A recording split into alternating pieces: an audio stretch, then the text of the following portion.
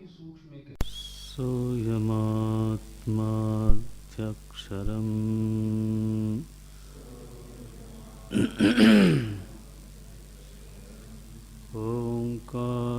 ओङ्कारोऽधिमात्रम्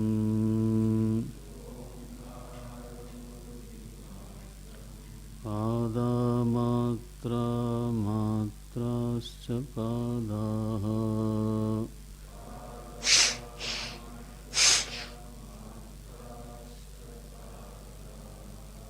अकार उकार मकार इति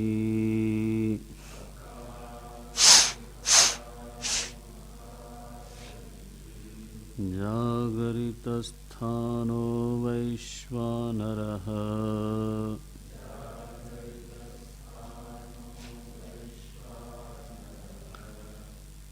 अकारः प्रथमा मात्रा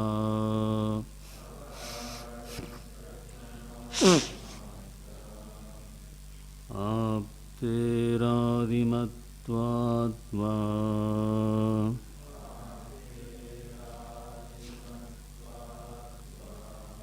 आप्नोति ह वै सर्वान् कामान् आदिश्च भवति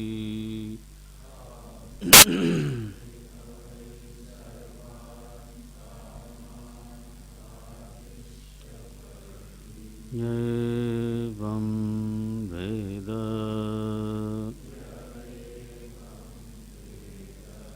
य एवं वेद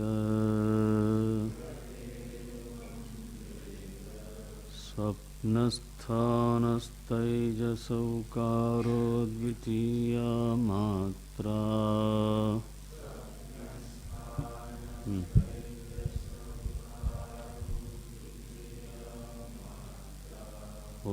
उत्कर्षात् उभयत्वात् वा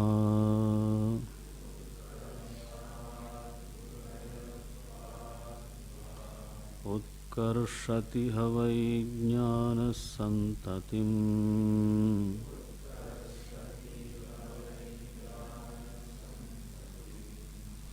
सन्ततिम् समानश्च भवति नास्या ब्रह्मवित्कुले भवति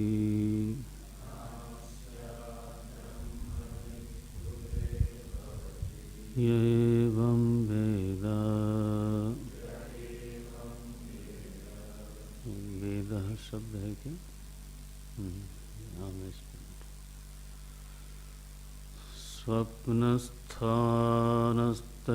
स्वप्नस्थानस्तैजसौकारो द्वितीया मात्रा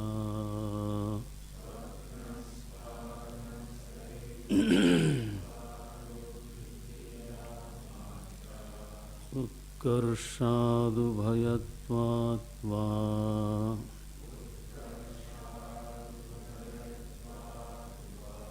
उत्कर्षति ह वै ज्ञानसन्ततिम्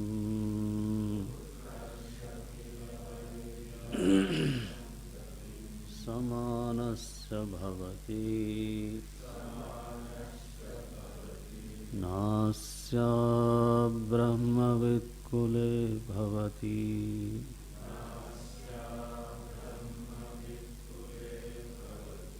य एवं वेद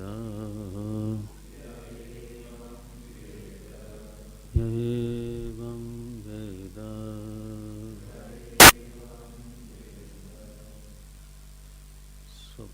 स्वप्नस्थानस्तैजसो यः सः ओंकारस्य उकारो द्वितीया मात्रा केन सामान्येन इत्याह उत्कर्षात् अकारात् उत्कृष्ट इव हि उकारः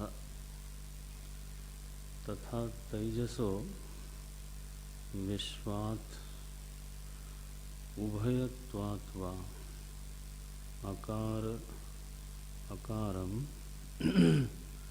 अकारमकारयोः मध्यस्थः उकारः तथा विश्वप्राज्ञयोः मध्ये तैजसः अतः उभयभागत्व सामान्यात् विद्वत्फलम् उच्यते। उत्कर्षति हवै ज्ञानसंततिं विज्ञानसंततिं वर्धयति इत्यर्थः। समानः तुल्यश्च मित्रपक्षस्य इव शत्रुपक्षाणाम् अप्रद्वेष्यो भवति। अब्रह्मविद् अस्य कुले न भवति य एवं वेद।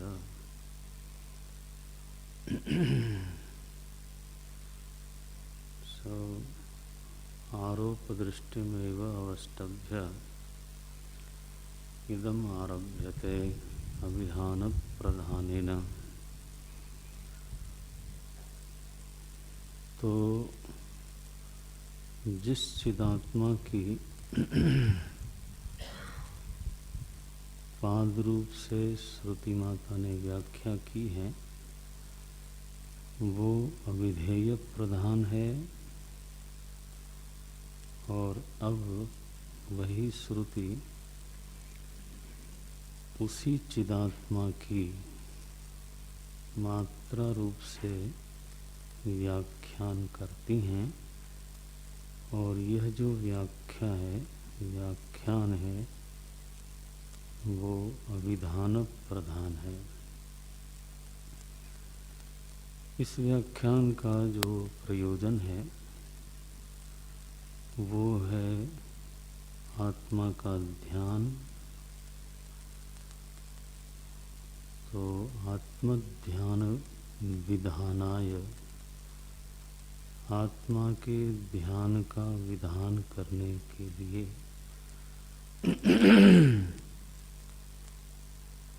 तो इस प्रकरण में उपासना का तत्व है। जब कथ्य विषय, प्रतिपाद्य विषय स्वयं आत्मा होता है तो उसमें चूंकि परोक्षता नहीं है, साक्षात अपरोक्ष है,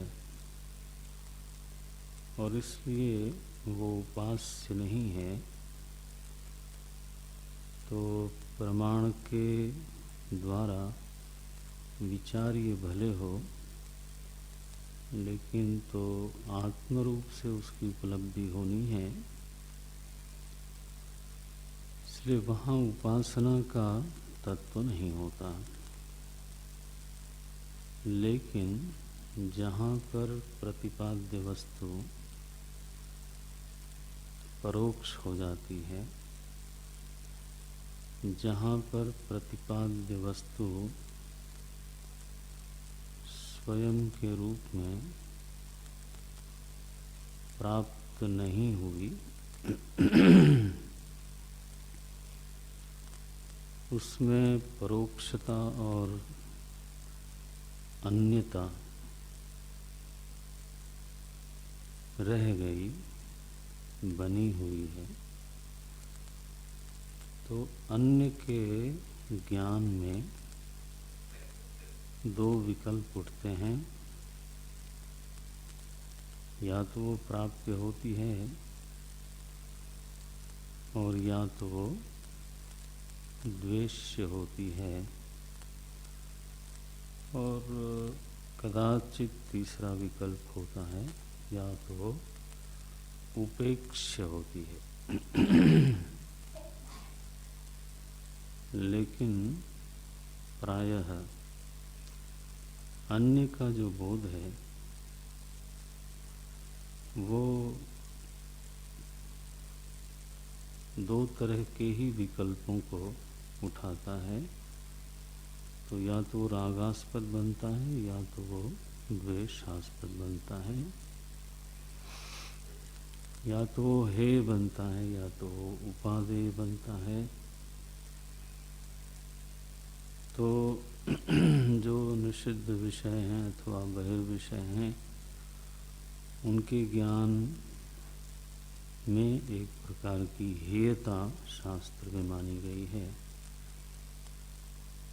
और जो ईश्वर का ज्ञान है, उपासना की दृष्टि से बोल रहा हूँ, जो ईश्वर का ज्ञान है वो ज्ञान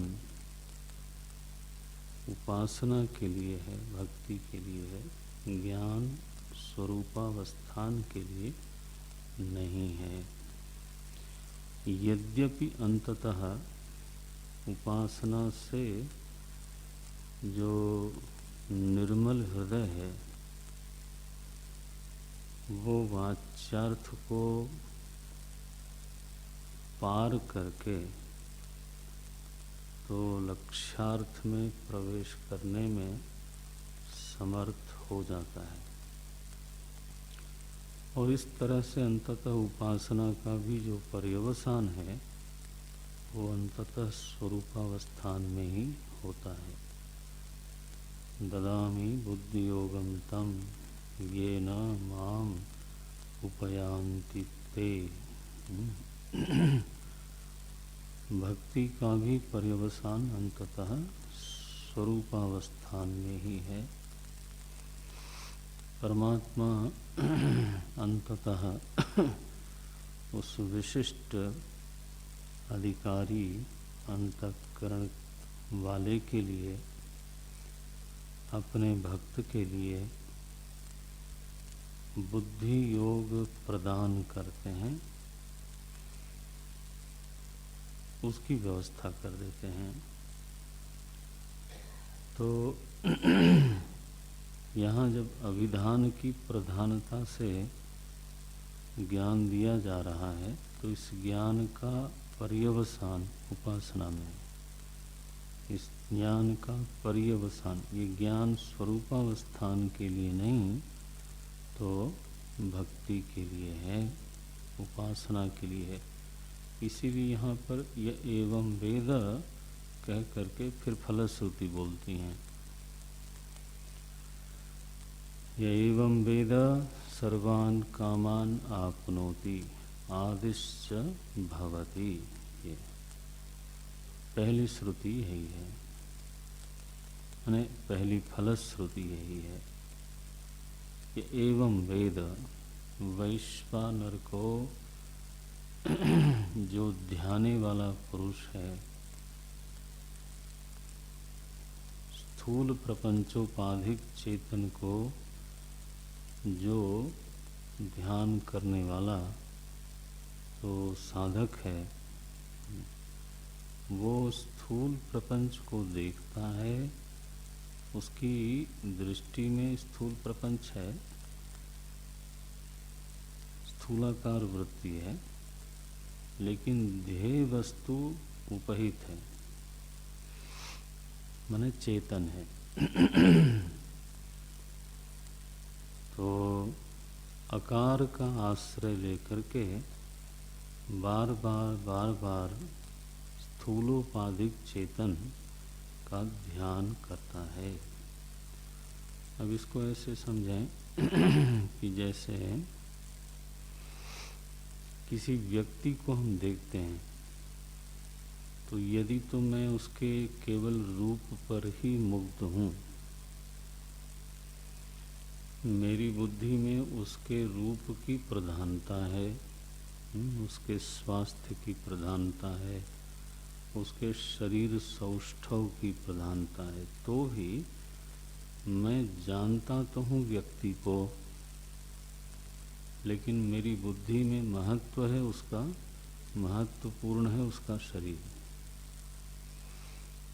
तो रूपोपाधिक व्यक्ति को मैं जानता हूँ, जिसका शरीर सुष्ठ है, सौष्ठव है, उसमें शरीरम में विचर्षणम, विचर्षण है, बलिष्ठ शरीर, वही दिखाई देता है। हमने कभी जानने का प्रयास नहीं किया, अथवा हमारी कोई बहुत रुचि नहीं है कि इनका ज्ञान कितना है, इनके गुण क्या हैं, इनकी भावना की निर्मलता कितनी है, इनका दृष्टिकोण क्या है, इनका भावना का जीवन और इनका बौद्धिक जीवन मेरी दृष्टि में गौण है, या तो कहो कि नहीं है। क्या है? केवल शारीरिक जीवन। तो जब ऐसी हमारी दृष्टि होती है तो भी हमारी दृष्टि में स्थूल ही नहीं होता बल्कि व्यक्ति होता है। व्यक्ति माने जो जीवित है, चेतन है। लेकिन व्यक्ति केवल चेतन नहीं है, उसमें मुख्यतः स्थूल की है। इस समय मानो एक व्यक्ति है वो जिसको स्थूल पर कोई बहुत आदर बुद्धि नहीं है, रूप में कोई आग्रह नहीं है। वो आदमी कैसा है, काला है, गोरा है, लंबा है, सुष्ठ है, बलिष्ठ है, दुर्बल है, विकलांग है, अष्टावक्र है, चलो ऐसे कर लो, ठीक। अब हमारी जो आदर बुद्धि है वो उसके भाव साम्राज्य पर है, जो उसकी प्रतिबद्धता है, जो उसका बौद्धिक तेज है, जो उसका प्रमा संसार है, प्रमा साम्राज्य है। जब हमारी दृष्टि में वह चीज मुख्य होती है तब भी मैं ध्यान करता हूँ व्यक्ति का ही। लेकिन व्यक्ति का ध्यान करते हुए भी प्रधानता अब शरीर की नहीं रही है। अब प्रधानता सूक्ष्म शरीर की हो गई, मन की हो गई, बुद्धि की हो गई, स्वभाव की हो गई। तो ऐसे तो नहीं पता चलेगा कि ये किसकी प्रधानता से व्यक्ति को पहचानते हैं। एवं वेद। लेकिन जब इस बात पर ध्यान दिया जाएगा तो ये बात सामने आ जाएगी कि मैं इस व्यक्ति को पहचानता तो हूँ, लेकिन किसकी प्रधानता से पहचानता हूँ, स्थूल की या सूक्ष्म की। अच्छा, दोनों का फल अलग होगा कि नहीं होगा? मैं व्यक्ति के धरातल पर अभी बात कर रहा हूँ। जब स्थूल की प्रधानता से पहचानेंगे तो मुझे केवल एक शरीरवादी हूँ मैं, उसी का मेरे चित्त में महत्व है। तो उसका परिणाम अलग है। बुद्धि में अप्रिशिएशन भी अलग है और बुद्धि में फल भी अलग होगा। संभव है ये प्रेरणा मिले कि हम भी जरा दंड बैठक शुरू करें, क्या शरीर है बढ़िया, हाँ, तो हम भी जरा जिम विम में जाएं, मेरा शरीर भी, ऐसी प्रेरणा मिल सकती है। और संभव है अगर रूप माधुरी पर कोई मुग्ध है तो संभव है कि उस रूप से राग कर ले या फिर वैसा ही रूपवान अथवा रूपवती बनने का प्रयास करे। उसकी प्रेरणा यही है। लेकिन बुद्धि की प्रधानता से अगर व्यक्ति को पहचानते हैं तो रूप जो है वहाँ पर बिल्कुल नगण्य हो जाता है और व्यक्ति कहता है क्या प्रखर बुद्धि है, देखो क्या मेधा है, क्या निर्मल भाव है, सुगंधित भाव है, किस तरह की साधुता है। कोई पूछे बूढ़े हैं, झुर्रियाँ हैं, अरे बोले तुम झुर्रियाँ देखते हो, देखो अब देखा आपने, इसको बोलते हैं स्थूल उपासना और सूक्ष्म उपासना। व्यक्ति के संदर्भ में भी हम आप यही करते हैं, और ये करता है व्यक्ति अपने अधिकार के अनुसार। यदि वो स्वयं कहीं स्थूलासक्त है तो अष्टावक्र को देख करके शायद हंस देगा जनक की राजसभा में। अब बताइए, वो तो गए थे शास्त्रार्थ के लिए और वहाँ सभासद लोग हंस पड़े, तो आज तो कहना मुश्किल है, लेकिन वहाँ अष्टावक्र जी ने कहा, जनक तुम्हारी राजसभा में तो चमार बैठे हैं। ये महाराज उपनिषद में है, आप समझते हो। चर्मकारा हाथे, ये तो चाम का काम करने वाले लोग हैं इनको चर्म के अलावा कुछ दिखता नहीं।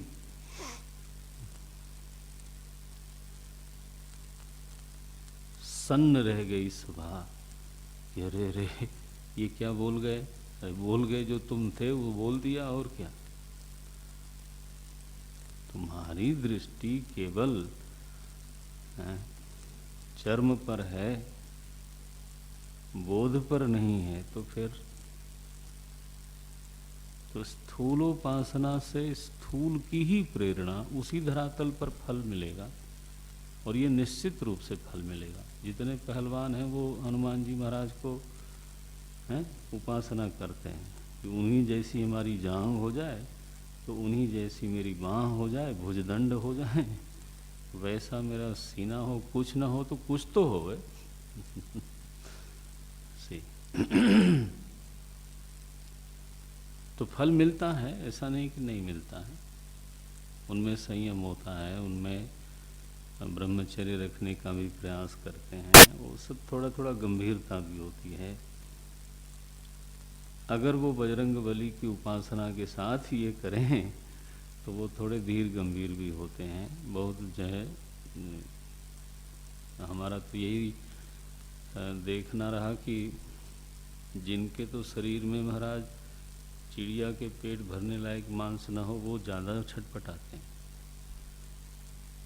गुस्सा उनको ज़्यादा, लड़ना भिड़ना उनका ज़्यादा। जो कसरत करते हैं वो ज़रा धीर गंभीर होते हैं। कहते हैं समर्थ गुरु रामदास ने कहा कि हर गांव में एक हनुमान जी का विग्रह होना चाहिए। एक अखाड़ा, एक स्कूल, एक हनुमान जी की का मंदिर। कहते हैं आदर्श गांव यही, उपासना भी होगी, स्वास्थ्य भी होगा, शिक्षा भी होगी। मुझे किसी ने बताया था तो ये होना चाहिए। एनीवे, हमारा प्रतिपाद्य विषय ये है कि जो वैश्वानर का ध्यान है, माने क्या? ध्यान किसका कर रहे हो? ईश्वर का। ये कभी ना भूलना। ध्यान कोई पेड़ पौधे का नहीं कर रहा है, ध्यान समाज का नहीं कर रहा है, ध्यान तारे और आकाश का, चंद्रमा का, सूरज का, नदी का, पहाड़ का, वो कोई प्रकृति प्रेमी नहीं है। वैश्वानर का उपासक कौन है? बोले वो ईश्वर प्रेमी है, वो प्रकृति प्रेमी नहीं है। इस बात को ही समझाने के लिए मैंने पृष्ठभूमि सामने रखी। जैसे आपके शरीर को प्रधानता देने वाला भी आपका ही प्रेमी है, और आपकी बुद्धि को प्रधानता देने वाला भी आपका ही प्रेमी है। प्रेमास्पद आप हो, हाँ? प्रेमास्पद आपका शरीर भी नहीं है, और प्रेमास्पद आपकी बुद्धि भी नहीं है।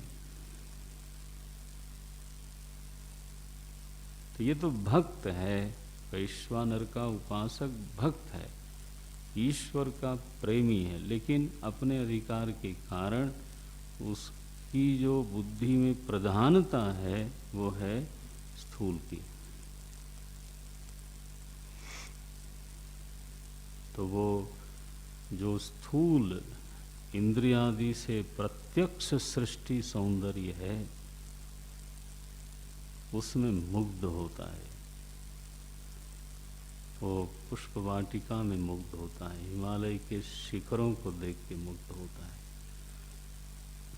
वर्षा को देख करके मुग्ध होता है, नदी के बहाव को देख के मुग्ध होता है, ठीक है, हरियाली देख के मुग्ध होता है, कलियों का निकलना देख के मुग्ध होता है और मानता है कि ये परमात्मा के ही हैं, उसी का ऐश्वर्य प्रकट हो रहा है। निज प्रभुमय देखहि जगत, सब उसका है, उसी पर है, उसी से है, उसी के लिए है, चारों बातें।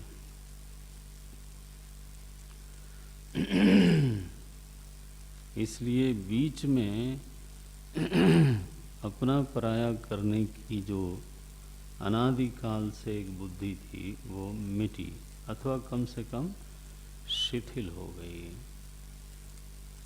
विभाग टूट गया। यहाँ तक कि जो अहित करने वाला है, अब देखो लोमस ऋषि ने शाप दिया काकभूषुंडी जी को, ये चौपाई वही है, दोहा यही है। लोमस ऋषि ने शाप दिया काकभूषुंडी जी को, तो लीन शाप में शीश चढ़ाई, नहीं कछु भय न दीनता आई। कोई भय नहीं आया, कोई दीनता नहीं आई। पार्वती जी अचंभित होकर शिव जी की ओर देख रही हैं, ऐसा हुआ, निरपराध को उन्होंने शाप दे दिया फिर भी। तो शिव जी कहते हैं ये भक्ति का प्रताप है, काकभूषुंडी का नहीं। क्या बोले? ये भक्ति का प्रताप है पार्वती जी। ये भक्ति वो आंख दे देती है,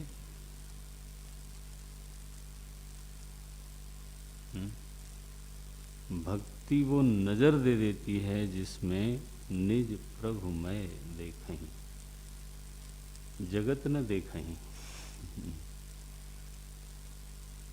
प्रभु मैं जगत देखते हैं, और वो भी निज प्रभु, अपने इष्ट देव के अनुसार जगत को देखते हैं।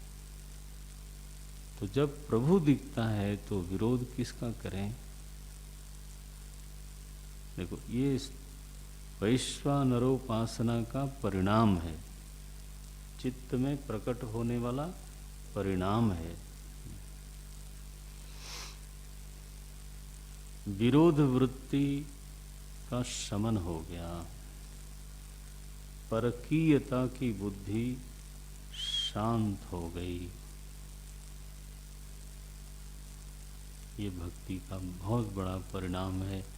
मानस में कहा गया, मैं सेवक सचराचर रूप स्वामी भगवंत। ये वैश्वानर है। ध्यान रखना, यहाँ उपासना है, अभिधान की प्रधानता है।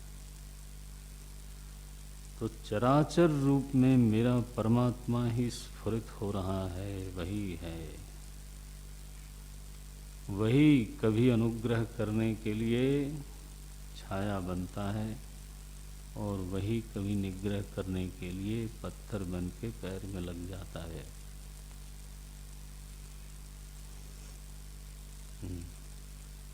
पत्थर पत्थर नहीं है, उसी का कोई अंग है।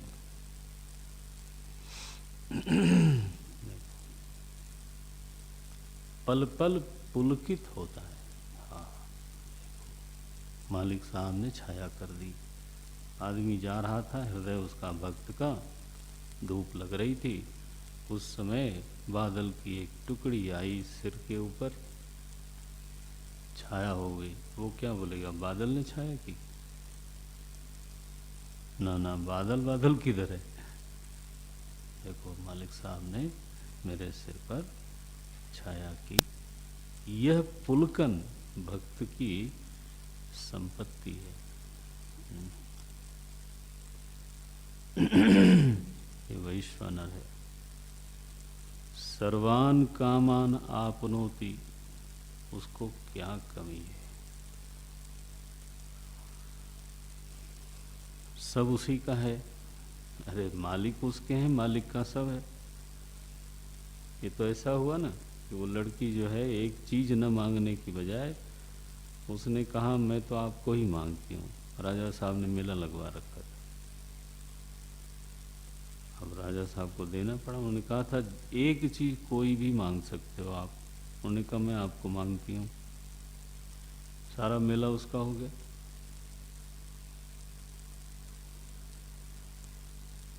हृदय में ये मेरा है, इस तरह की जो आत्मीयता है, इस वृत्ति का ही तो उदय चाहिए ना। कल मैं कह रहा था कोई चीज जेब में लेके थोड़ो चलते हैं, ये प्रत्यय ही तो चलता है साथ में कि ये चीज मेरी है। और वो व्यवहार में दिखाई देती है, उसको जो चाहता है वो होता है।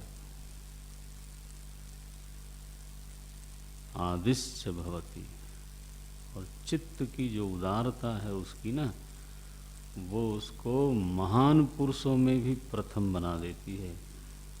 कल हम लोग बात कर रहे थे शक्ति, ज्ञान, संवेदना, ये सब की सब उसकी सर्वोपरि होती है।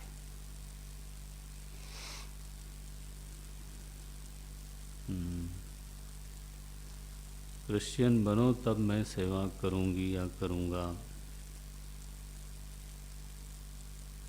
या आपको कोई आग लगाने के लिए बोलने का मेरा मन नहीं है, लेकिन जिसको दुनिया की मीडिया ने, ये सब उन्हीं का है तो इसलिए ये सब ढोल तमाशे बजा देते हैं लोग।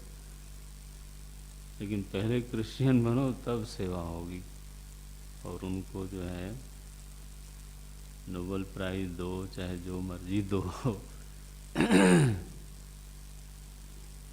ऐसा नहीं होता।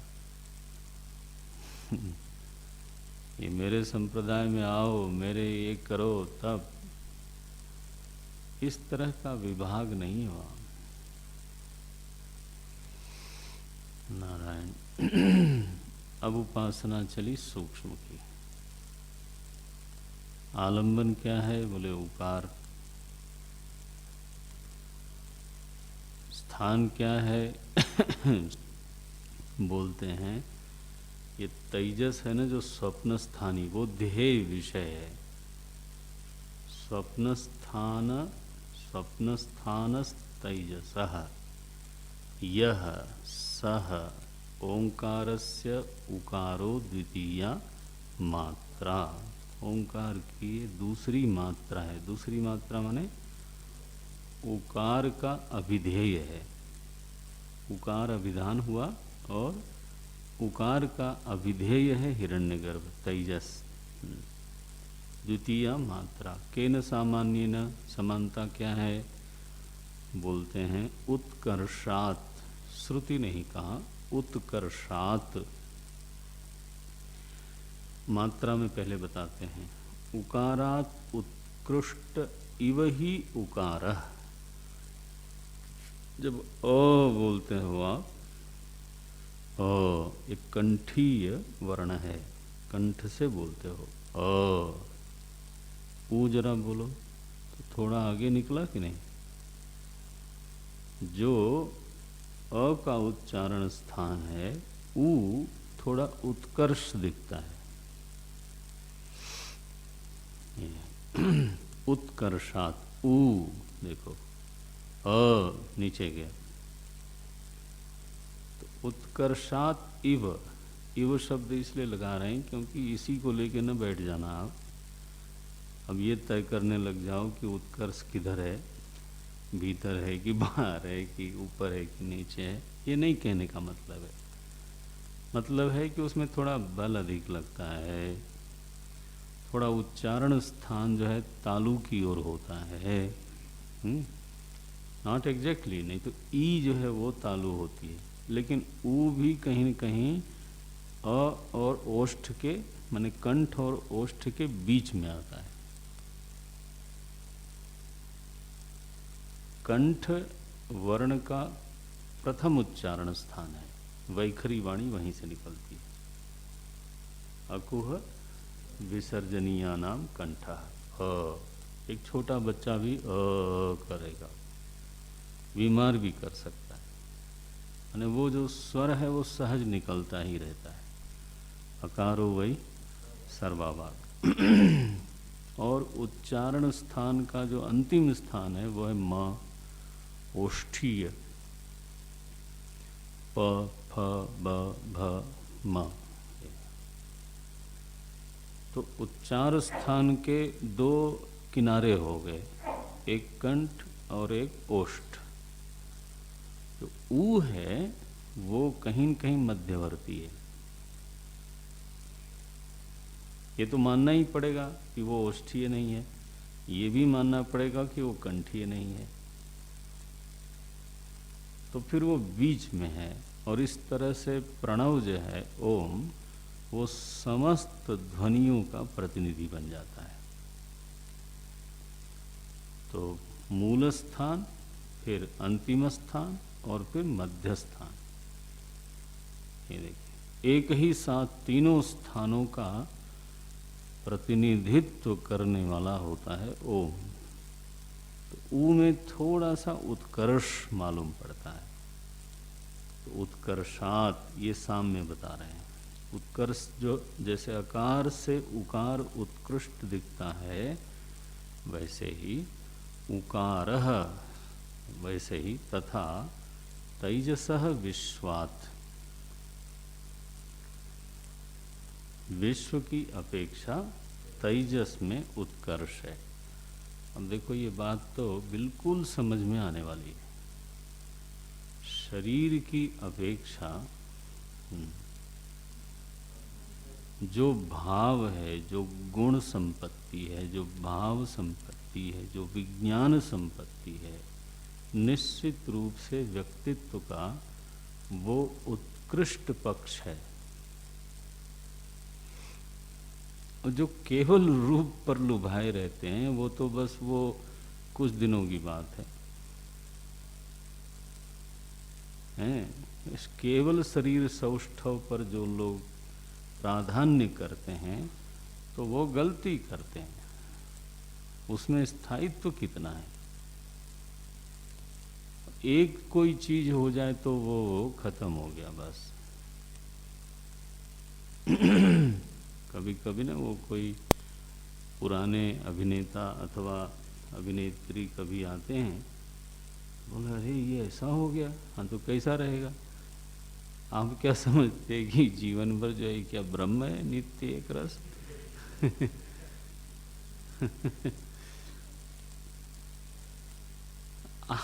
आपकी प्रधानता में अगर वही है तो वो तो बिल्कुल ही क्षणिक है।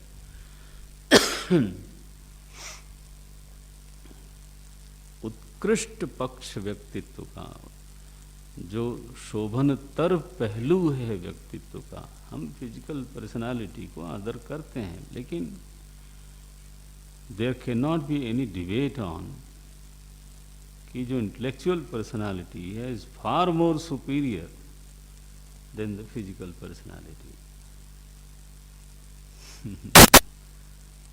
तो जब व्यक्ति बुद्धि को देखता है, वाह वाह, गुण संपत्ति, भाव संपत्ति, बौद्धिक संपत्ति, तो उत्कर्ष है। हम देखो भगवान की रूप माधुरी का जहाँ जहाँ वर्णन है, अब मुझे आनंद आता है उसमें। कोई इतनी दरिद्रता नहीं है कि आनंद ना आवे। लेकिन यस, जब उनके गुणों की बात चलती है ना, तो चित्त अधिक प्रभावित होता है, ये तो मैं बोल ही सकता हूँ। जब तिलक का समाचार देने के बाद जब वनवास की बात कही जाती है और भगवान के मुख पर कोई मलिनता नहीं आती, तथा न ममले वनवास दुखतः मुखाम्बुजश्री, वो श्री है, श्री मुख कमल की जो वो शोभा है जो परिस्थिति से विकृत नहीं होती, परिस्थिति निरपेक्ष है, सम बनी रहती है। तनोतु सा मंजुल मंगल प्रदा, वही मेरे जीवन में मंगल प्रदान करे। ये तुलसी बाबा का ध्यान किधर है, तेजस का कि वैश्वानर का? ये तेजस है। जब केवट पार उतारता है और भगवान कहते हैं प्रभु ही सकुच यही नहीं कछु दीन्हा, ये किसका है? ये तेजस है। वो संकोच का ध्यान करते हैं, श्याम रूप का नहीं, किसका? संकोच का ध्यान करते हैं। देखो, जब वो अंगद को कहते हैं काज हमार तास हित होई, तब लगता है राम क्या है। देखो, वहां घनश्याम नहीं, वहां अलकावली का वर्णन नहीं है, वहां बिंबाधर का तो रक्तिम ओष्ठों का ध्यान नहीं है, ग्रीवा कंबु ग्रीवा का ध्यान नहीं है। उसमें कितना हम ध्यान करेंगे। हरिओम। ध्येय वस्तु जब ये हो जाती है कि अरे क्या है, जब उनका अध्यात्म ज्ञान देखते हैं। लक्ष्मण जी ने 5 प्रश्न किए और उसका उत्तर थोरे ही महु सब कहूँ बुझाई, सुनहु तात मन बुद्धि चित लाई। और जब उपदेश करते हैं, आह, ये कौन सा पक्ष है राम का? गुण बुद्धि विज्ञान। आप किसको प्रधानता देते हो? आंख को, केश राशि को, श्याम वर्ण को, कंबु ग्रीवा, किसको करते हो आप? उसकी उपेक्षा मत करो, लेकिन प्रधानता किसकी करते हो? शुद्धतम स्वच्छतम निर्मलतम चरित्र, मर्यादा के शिखर को स्पर्श करने वाला नहीं, मर्यादा के शिखर की प्रतिष्ठा करने वाला, एग्जाम्पलरी, एक ideal setter. This is the ideal. Now you try to touch it. You try to achieve. You try to come at least somewhere near to it.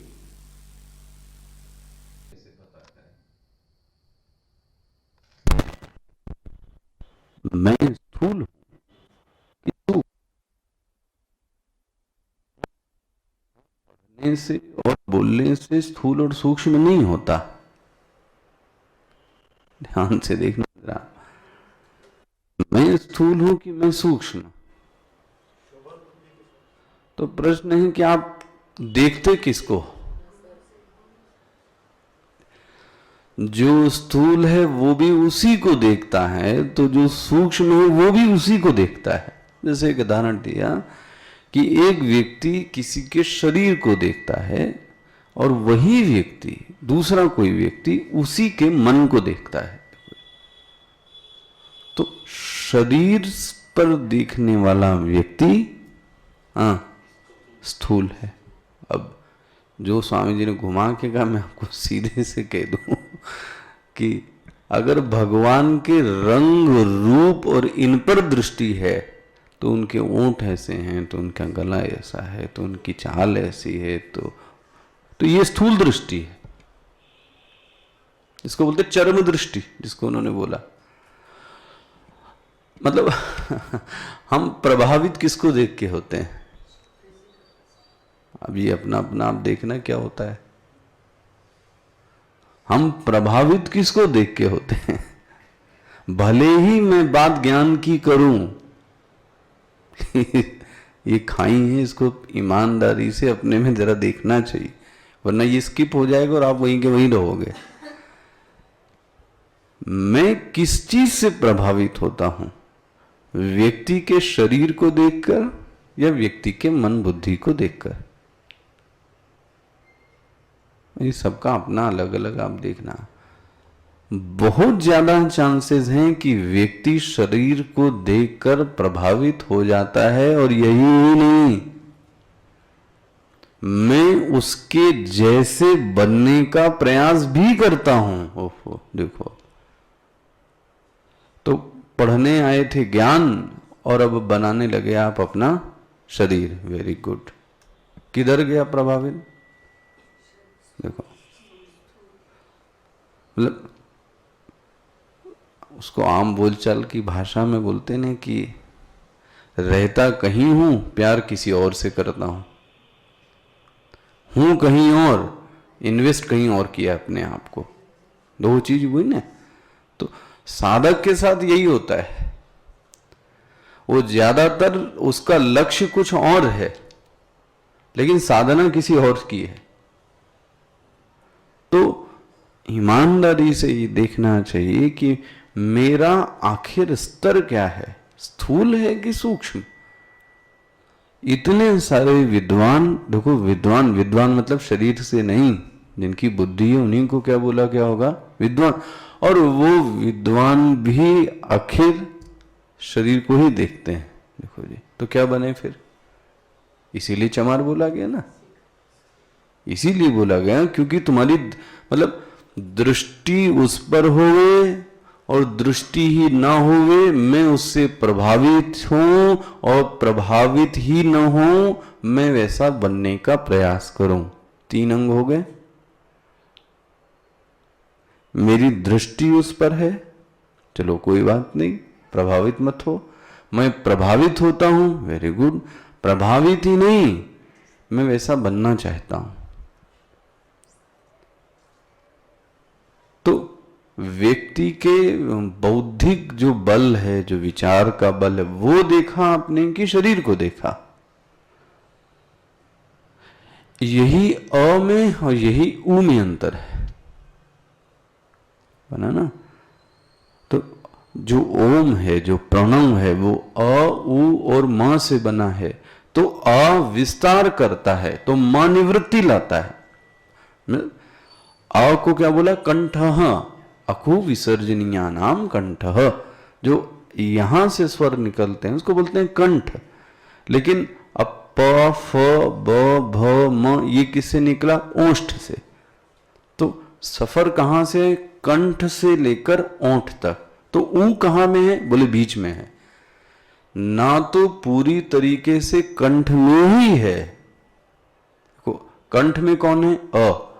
तो ऊ कहां से? आ के आगे निकल गया। अच्छा, ओंठ तक भी नहीं आया ऊ, लेकिन ओंठ मिली नहीं अभी। तो अ और म के बीच की जो स्थिति है वो ऊ की है। बोले इसी तरीके से जो वैश्वानर है वो स्थूल है, तो प्राज्ञ और वो तो और भी सूक्ष्म है, लेकिन इसके जो बीच की स्थिति है उसको क्या बोलते हैं? बोलो जी, तेजस। तो तेजस की ओर जिसकी निगाह होगी उसमें जो ज्ञान संपदा है, गुण संपदा है, बौद्धिक सौंदर्य है, भाव सौंदर्य है, वो बढ़ेगा। वनस्पत आ की तुलना में, आ की तुलना में तो सिर्फ एक्सटर्नल जिसको बोलेंगे हम, बाहरी चीजें बढ़ेंगी। हुआ ना? तो ये ऊ का प्रभाव हुआ। तो मैं किस पे हूं, प्रश्न ये है सबसे बड़ा महत्वपूर्ण। मैं आ का हूं कि मैं ऊ का हूं, ये अपने आप को क्या करना। न मैं आ का हूं न मैं ऊ का हूं, और मैं बोलता किसको हूं, मां को। अब देखो आप, तो अब क्या होगा। तो ये पहले अपने आप को वॉच करना चाहिए कि मैं किस चीज से ज्यादा प्रभावित होता हूं, मेरा स्तर क्या है। तो ये थोड़ा बहुत कवर हुआ आपका। ऊ को सामान्यत क्या है, जैसे क्या पूछूं आपसे, उसमें सामान्य क्या था, आकार और वैश्वानर में सामान्य क्या है, व्याप्ति। जैसे अ पूरे आकारो वही सर्वावांग, जैसे आ पूरे वर्णों में व्याप्त है, वैसे ही वैश्वानर पूरे जगत में। तो व्याप्ति के कारण और प्रथमत्वात्, आदिमत्व, आदि मतलब प्रथम होने के कारण, ये दोनों में समानता हो गई। किसमें, वैश्वानर में और अ में। तो अब ऊ में और तेजस, इनमें समानता क्या है, बोले उत्कर्षात्, है ना। ये हेडिंग है, इसको आप अंडरलाइन कर लीजिएगा, वहां भी अंडरलाइन कीजिएगा, यहाँ वहां मैंने कराया होगा, पता नहीं आपने किया है कि नहीं।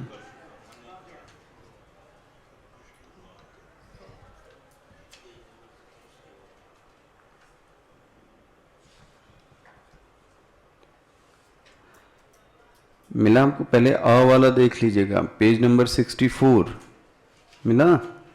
अभिधेय प्रधान ओंकार चतुष्मात्रा आत्मा इति व्याख्याता, यह सोयम आत्मा अध्यक्षरम अक्षरम अधिकृत्य अभिधान प्राधान्येन वर्ण्यमानो अध्यक्षरम किंग पुनः तदि ओंकारः सोयम पादशा प्रविभज्यमाना मात्रम अधिकृत्य इति मात्रम कथम आत्मनः ये पादाः ओंकारः अकारः उकारः मकारः इति तत्र विशेषण नियम कृति जागृत स्थानो यह स अकार ओंकारस्य अकारः प्रथमा मात्रा। ये देखो केन सामान्येन, मिला ना, पेज नंबर 66 पे। केन सामान्येन, किसमें, आ में और वैश्वानर में। उत्तर क्या दिया, आपते है, मिला है। आपते है मतलब व्याप्ति कारेण, मिला। व्याप्ति मतलब सर्वा वाग व्याप्ता, ये जो लाइन है, आपते ही आपती ही व्याप्ति कारेण सर्वा वाग व्याप्ता, ये अंडरलाइन हो जानी चाहिए। हो गई। अब इधर आ जाइए, इसी में 66 पेज में केन सामान्य ने इतिहाह, मिल गया। तो उत्तर क्या दिया, उत्कर्षात्। इन दोनों में जो सामान्य है वो क्या है, उत्कर्ष है। तो उत्कर्ष मतलब अ और मां के बीच का। ओम पूर्णमदः पूर्णमिदं पूर्णात् पूर्णमुदच्यते पूर्णस्य पूर्णमादाय पूर्णमेवावशिष्यते। ओम शांति शांति शांति। हरि ओम। श्री गुरुभ्यो नमः। हरि ओम।